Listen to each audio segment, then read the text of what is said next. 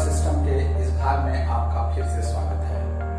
पिछले क्लास में हम लोगों ने सीखा था कि रेशनल नंबर्स जो p by q के फॉर्म में है उसको डेसिमल फॉर्म में किस प्रकार लाएंगे विदाउट एक्चुअल डिवीजन, जो टर्मिनेटिंग। आज हम लोग सीखेंगे कि जो रेकरिंग डेसिमल्स हैं उनको p by q के फॉर्म में किस प्रकार से लाएंगे।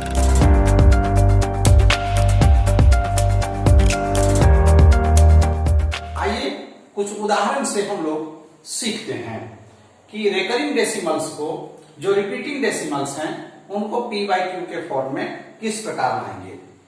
आज हमने 4 उदाहरण लिए हैं। एक है 0.7 पे रेकरिंग, दूसरा है 0.23 पर रेकरिंग, तीसरा 0.83 पर रेकरिंग केवल है यहाँ पर, और चौथा है 0.34 एंड 5 पर रेकरिंग है। तो इन चारों एग्जाम्पल्स को अगर हम लोग सीख जाएंगे तो रेकरिंग डेसिमल्स को p by q के फॉर्म में किस प्रकार हम लोग लाएंगे आसानी से कर सकते हैं। आइए एक एक करके सीखते हैं। पहला उदाहरण है 0.7 पे रेकरिंग। तो सबसे पहले मान लेंगे लेट x इक्वल टू 0.7 पे रेकरिंग।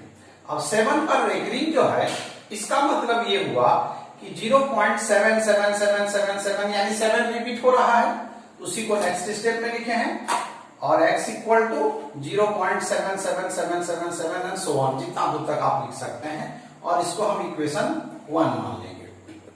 अब क्या करेंगे, चूंकि एक ही डिजिट रिपीट हो रही है, एक ही डिजिट देख रहे हैं, केवल 7 यहां रिपीट हो रही है, तो एक डिजिट जब रिपीट होगा तब दोनों LHS और RHS को 10 से मल्टीप्लाई कर देंगे। यहां लिखा है both sides are multiplied by 10।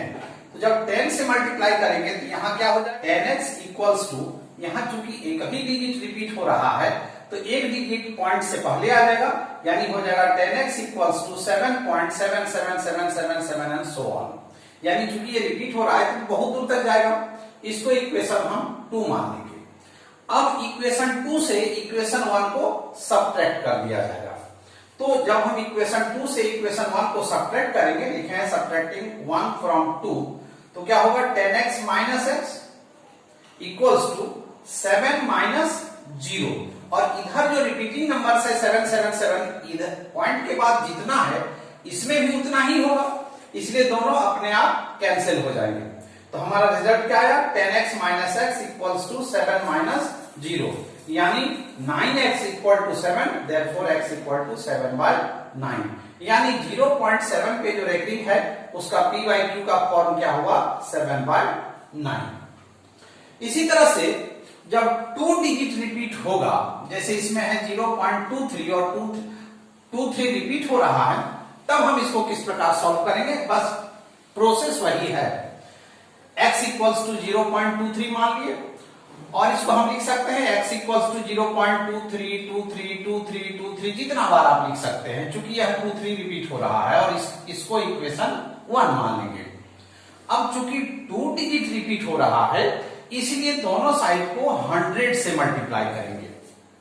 तो 100 से जब दोनों साइड को मल्टीप्लाई करेंगे तो हमें क्या मिलेगा, 100x इक्वल्स टू 100 से चूंकि मल्टीप्लाई किए तो 2 डिजिट पॉइंट से पहले आ जाएगा, यानी 23 पॉइंट अब आएगा 232323 एंड सो ऑन, और इसको इक्वेशन 2 मान लेंगे। अब वही प्रक्रिया से इक्वेशन 2 से इक्वेशन 1 को सब्ट्रैक्ट करेंगे तो हमें क्या मिलेगा, 100x minus x equals to 23 minus 0, यहाँ 23 है माइनस 0, और इधर जो 232323 रिपीट हो रहा है पॉइंट के बाद, वो तो इक्वल ही होंगे दोनों में, इसलिए दोनों अपने आप कैंसिल हो जाएंगे, और हमें क्या मिला, 99x equals to 23 and x equal to 23/99।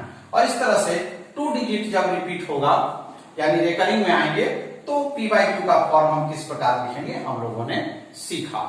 इसी तरह से 3 डिजिट अगर रिपीट होंगे तो हम लोग क्या करेंगे, यहाँ 100 की जगह 1000 से मल्टीप्लाई करेंगे, और इस तरह से रेकरिंग नंबर्स को, रेकरिंग डेसिमल्स को p by q के फॉर्म में लिखेंगे। लेकिन यदि रेकरिंग फॉर्म में पॉइंट के बाद एक ऐसा डिजिट है जिसमें रेकरिंग नहीं है, तब हम क्या करेंगे, एक डिजिट हो या 2 डिजिट हो तब हम लोग क्या करेंगे, आइए अगले एग्जाम्पल से सीखते हैं। तीसरा एग्जाम्पल मैंने लिया था 0.83 पे रेकरिंग है, यानी पॉइंट के बाद एक डिजिट है जिसमें रेकरिंग नहीं है। तो इस तरह के प्रश्न को हम पी बाई क्यू के फॉर्म में कैसे लाएंगे, आइए इस उदाहरण से समझते हैं। इसी तरह से मानेंगे लेट x इक्वल टू 0.83 पे रेकरिंग, ठीक है। और यहां पर ध्यान ये रखना है कि पॉइंट के बाद वही डिजिट हो जो रेकरिंग में हो, यानी जो रेकरिंग में नहीं है उसको पॉइंट से पहले हमें ले आना है। तो उसके लिए क्या करेंगे, चूंकि एक डिजिट है जिसपे रेकरिंग नहीं है तो एक डिजिट को पॉइंट से पहले लाने के लिए 10 से दोनों तरफ मल्टीप्लाई करेंगे। तो both sides are multiplied by 10, तो हमें क्या मिलेगा 10x इक्वल्स टू 8.3 पर रेकरिंग, यानी जिसमें रेकरिंग नहीं था उसको पॉइंट से पहले ले आना है और उसके बाद की प्रक्रिया जो पहले दो एग्जांपल्स थे उसी तरह से बनेंगे। आइए देखते हैं, यानी 10x इक्वल्स टू हमारा क्या हुआ 8.333333 एंड सो ऑन, इसको इक्वेशन 1 बना देंगे। अब चूंकि एक ही डिजिट रिपीट हो रहा है तो फिर वही प्रक्रिया 10 से दोनों तरफ मल्टीप्लाई करेंगे, तो both sides are multiplied by 10। तो हमें क्या मिलेगा, यहाँ पहले 10x है तो जब 10 से मल्टीप्लाई करेंगे तो हमें हो जाएगा 100x, और यहाँ एक डिजिट पॉइंट से पहले आ जाएगा क्योंकि फिर से 10 से मल्टीप्लाई किए, तो क्या होगा 83.3333 एंड सो ऑन, और इसको हम इक्वेशन 2 मान लेंगे। अब इक्वेशन 2 से इक्वेशन 1 को सब्ट्रैक्ट करेंगे तो क्या होगा 100x minus 10x equals to, यहाँ हमारे पास क्या है 83 माइनस 8, तो 100x minus 10x equals to 90x equals to 83 minus 8 equal to 75। Therefore x equals to हमें क्या मिलेगा 75 बाय 90, यानी सिंप्लीफाई करेंगे तो 5/6, यानी ये जो है 0.83 पर रेकरिंग है उसका p बाई क्यू फॉर्म क्या होगा 5/6। उसी तरह से चौथा एग्जाम्पल जो मैंने लिया है उसमें पॉइंट के बाद दो डिजिट ऐसे हैं जिसमें रेकरिंग नहीं है, तो इन दोनों डिजिट को पॉइंट से पहले लाना है। तो पहले लाने के लिए जैसा इसमें एक डिजिट था तो 10 से मल्टीप्लाई किया गया, इसमें पॉइंट के बाद दो डिजिट ऐसे हैं जिसमें रेकरिंग नहीं है तो 100 से मल्टीप्लाई करेंगे, तो both sides are when multiplied by 100 we get 100x equals to 34.5 पे रेकरिंग। अब चूंकि 5 पे रेकरिंग है तो अब क्या लिखेंगे 100x equal to 34.5555 and so on, और इसको इक्वेशन 1 बना देंगे।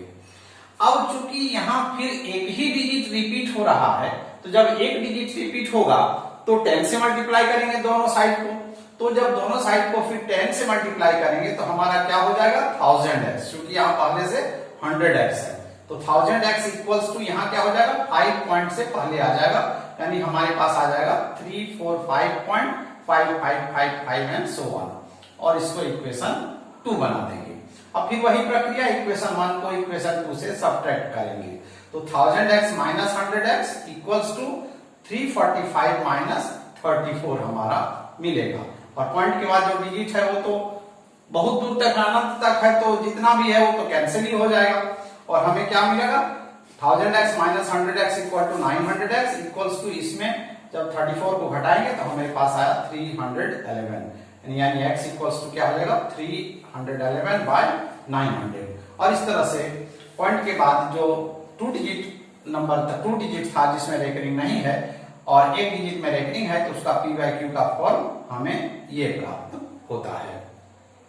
इसको जांचने का भी एक तरीका है और वो बहुत ही सिंपल है, उस तरीके को भी हम लोग आज सीख लेते हैं। तो आइए रिकरिंग डेसिमल्स को एक शॉर्टकट तरीके से p बाई क्यू के फॉर्म में कैसे लाएंगे, आइए उदाहरण के साथ समझने का प्रयास करते हैं।